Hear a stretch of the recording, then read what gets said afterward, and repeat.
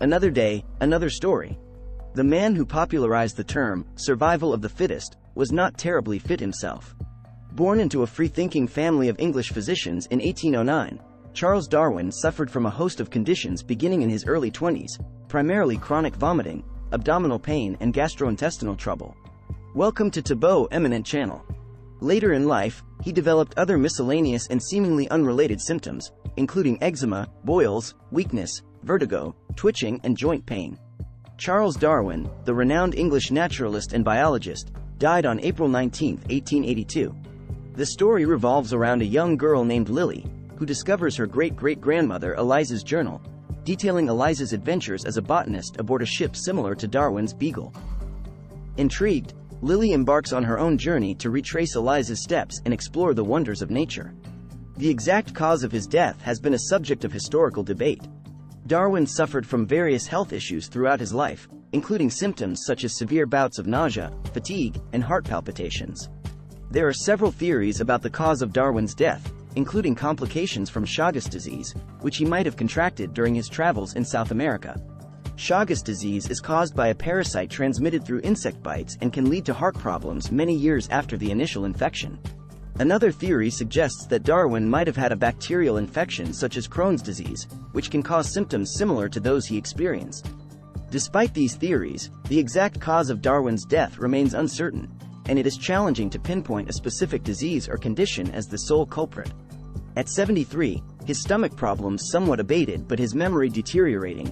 The father of evolution succumbed to heart failure after a 3-month decline that reportedly began with a dizzy spell during a rock climbing expedition. According to his children, Darwin, a doting family man at a time when active fathers were rare, spoke these words to his wife Emma shortly before dying: "I am not the least afraid of death. Remember what a good wife you have been to me. Tell all my children to remember how good they have been to me." Those who cared for him in his final moments later vehemently denied rumors, largely circulated by a British evangelist who went by the name Lady Hope, that the agnostic scientist had re-embraced Christianity and recanted his ideas about evolution on his deathbed. During Darwin's lifetime, England's most prominent physicians failed to decode the ailing naturalist's jumble of symptoms. Their diagnoses ran the gamut from gout to appendicitis to hepatitis to mental exhaustion to schizophrenia, while the remedies they prescribed, lemons, Indian ale, hydrotherapy, arsenic, strychnine and codeine, among countless others, provided little relief.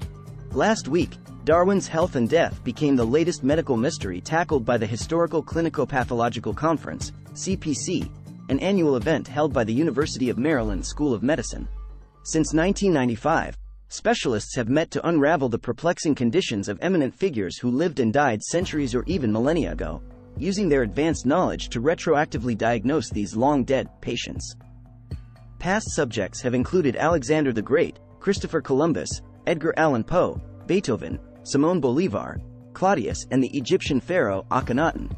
Some of the conferences have sought more than just a diagnosis and cause of death, investigating, for example, if modern medicine could have saved Abraham Lincoln's life, what caused Florence Nightingale's debilitating depression, and whether Joan of Arc was mentally competent when she stood trial for heresy. This year, the case of Charles Darwin was taken up by Sidney Cohen, professor of medicine and director of research at the Jefferson Medical College of Thomas Jefferson University in Philadelphia. It was an entirely new breed of challenge for the noted gastroenterologist, who usually relies on X-rays, blood studies and other types of physical evidence. This is purely a symptom-based assessment, an analysis of this journey of invalidism that Darwin suffered throughout his life, Cohen said in a statement. In his analysis, Cohen agreed with an existing theory that the scientist had likely contracted a parasitic illness called Chagas disease, possibly while traveling the globe, and making observations that shaped his natural selection model aboard HMS Beagle. If left untreated, it can eventually cause cardiac damage. Chagas would describe the heart disease, cardiac failure, or degeneration of the heart, the term used in Darwin's time to mean heart disease, that he suffered from later in life and that eventually caused his death, Cohen explained. Cohen also theorized, as have several other modern physicians, that a chronic condition known as cyclic vomiting syndrome, CVS, caused Darwin's lifelong abdominal distress. He then added a new diagnosis to the mix: Helicobacter pylori, a bacterium associated with peptic ulcers and stomach cancer, which is prevalent in the same regions as Chagas disease and is currently one of the most widespread infections on the planet, according to the World Health Organization. Darwin's lifelong history does not fit neatly into a single disorder based historically only upon symptom assessment, Cohen said. I make the argument that Darwin had multiple illnesses in his lifetime. Like most of the historical figures the conference has evaluated, Darwin died before the diseases that plagued him were described and studied. It is particularly poignant that the scientists and physicians of his time could not provide Darwin, the father of modern life sciences, with relief from the ailments that affected so much of his life, said Philip A. Muskowiak, vice chairman of the University of Maryland School of Medicine's Department of Medicine and the conference's founder. This is precisely the type of historically significant mystery the CPC seeks to unravel. We hope examination of this case adds to the understanding and appreciation of this great man, who was able to accomplish so much despite his medical condition. In the quiet town of Downe, England, nestled amidst lush greenery and the songs of chirping birds, lived a man whose curiosity knew no bounds. Charles Darwin, the renowned naturalist, spent his days observing the intricate wonders of nature in his garden and pondering the mysteries of life. As Darwin delved deeper into his studies, he found himself captivated by the diversity of species and their adaptations to the environment. His meticulous observations and insatiable thirst for knowledge led him on a voyage around the world aboard the HMS Beagle. Upon his return, Darwin dedicated himself to understanding the origins of species. His groundbreaking work, On the Origin of Species, shook the foundations of scientific thought, introducing the revolutionary concept of evolution through natural selection.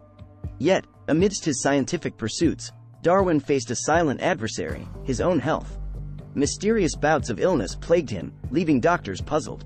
One day, a renowned physician named Dr. Eleanor Carter arrived in Downe, intrigued by the enigma of Darwin's symptoms. Dr. Carter, a brilliant scientist in her own right, embarked on a mission to uncover the truth. She meticulously studied Darwin's case, examining his medical history and delving into the realms of genetics and microbiology. With her expertise, she discovered a rare genetic condition that had long eluded medical diagnosis.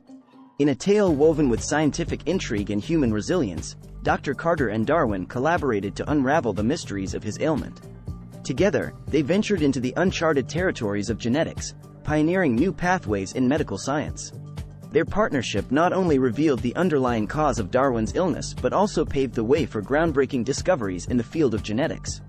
Darwin's own DNA became a key to understanding the complexities of heredity, leaving an indelible mark on the scientific community. In the heart of Downe, amidst the rustling leaves and blooming flowers, a profound friendship blossomed. Darwin and Dr. Carter continued their scientific pursuits, embarking on new journeys of exploration and knowledge. Their story became a testament to the power of curiosity, collaboration, and the unyielding spirit of discovery, echoing through generations as an inspiration to all who dared to question the world around them. In the quaint town of Downe, where the whispers of ancient trees danced with the wind, lived a young, inquisitive girl named Lily. Fascinated by the tales of distant lands and exotic creatures, she often found herself lost in the pages of her favorite book, Darwin's On the Origin of Species. One day, as Lily explored the hidden corners of her grandmother's attic, she stumbled upon a dusty journal. To her astonishment, it belonged to her great-great-grandmother, Eliza, a pioneering botanist and a contemporary of Charles Darwin. Intrigued, Lily began to read Eliza's journal, which chronicled her adventures aboard a ship much like Darwin's Beagle. Eliza's words painted vivid pictures of tropical rainforests, colorful birds, and the intricate relationships between plants and animals. Inspired by her ancestors' journey, Lily embarked on a quest of her own. Armed with Eliza's journal and her boundless curiosity, she set out to retrace Eliza's steps, hoping to discover the mysteries of evolution that had fascinated her for years. Lily's journey took her to distant islands and dense jungles, where she encountered rare species and witnessed the delicate balance of nature. Along the way, she met a diverse group of scientists and researchers, each dedicated to understanding the natural world, much like Darwin himself. As Lily delved deeper into her exploration, she found herself facing challenges and dilemmas, mirroring those Darwin had encountered on his voyage. Through perseverance and the wisdom passed down through generations, she navigated these obstacles, unveiling secrets of evolution that had eluded even the keenest minds. In the end, Lily returned to Downe, not only with a wealth of knowledge but also with a newfound understanding of the interconnectedness of all living things. Her adventures echoed the spirit of Darwin's exploration and added another chapter to the legacy of curiosity and discovery that began with her great-great-grandmother, Eliza. In the quiet town of Downe, where the ancient trees whispered their secrets to the wind, Lily's story became a part of the town's rich tapestry, a testament to the enduring legacy of curiosity and the unending quest to unravel the mysteries of life. Thanks for watching. Request you to subscribe the channel.